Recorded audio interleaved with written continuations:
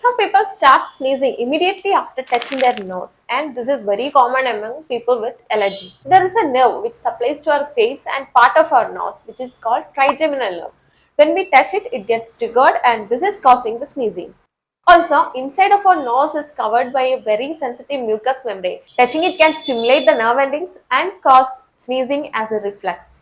Any foreign particles or dust entering our nose can stimulate the same mechanism. If someone you know is experiencing this symptom, then share this video with them.